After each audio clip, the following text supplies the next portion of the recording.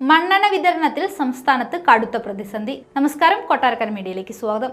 Ration മണ്ണെണ്ണ ഉപയോഗത്തിൽ സംസ്ഥാനം കൃത്യത പാലിക്കാത്ത സാഹചര്യത്തിൽ മണ്ണെണ്ണ വിഹിതം പതിവിലേറെ വെട്ടിക്കുറച്ച് കേന്ദ്രം. 2023 ഡിസംബറിൽ അനുവദിച്ച വിഹിതമാണ് യഥാസമയം വിതരണം ചെയ്യാതെ സംസ്ഥാനം പാഴാക്കിയത്. ഇപ്പോൾ ലഭിച്ച മണ്ണെണ്ണ മുൻഗണനാ വിഭാഗത്തിൽ മഞ്ഞ, പിങ്ക് കാർഡ് ഉടമകൾക്ക് 3 മാസത്തിലൊരിക്കൽ 1/4 ലിറ്റർ വീതമേ നൽകാൻ സാധിക്കുകയുള്ളൂ.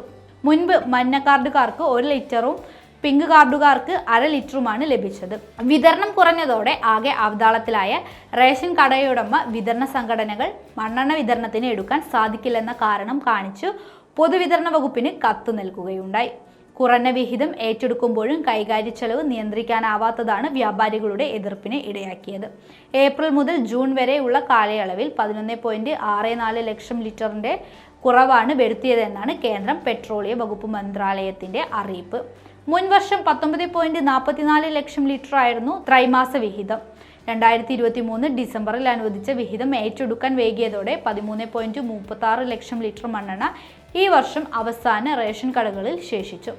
60,000 ലിറ്റർ പാഴാക്കിയ ഇടുക്കിയാണ് മുൻപന്തിയിൽ. ജില്ലയിലെ പ്രധാന ലീഡറായ സപ്ലൈകോ 36,000 ലിറ്ററും ഒരു എണ്ണ കമ്പനി ലീഡർ 24,000 ലിറ്ററും ഏറ്റെടുത്തില്ല. മണ്ണെണ്ണ വിഹിതം കുറയുന്നതിന്റെ ഭാഗമായി എല്ലാ വർഷവും വിഹിതം കുറയ്ക്കും. മുൻ വർഷത്തെ വിറ്റഴിക്കൽ കൂടി കണക്കിലെടുത്താണ് ഇത് നിശ്ചയിച്ചിരിക്കുന്നത്. റേഷൻ വ്യാപാരികൾ നിസ്സഹകരണം തുടങ്ങുന്ന സാഹചര്യത്തിൽ തെരഞ്ഞെടുത്ത കടകളിലൂടെ മണ്ണെണ്ണ വിതരണം നടത്താനാണ് പൊതുവിതരണ വകുപ്പിന്റെ ശ്രമം.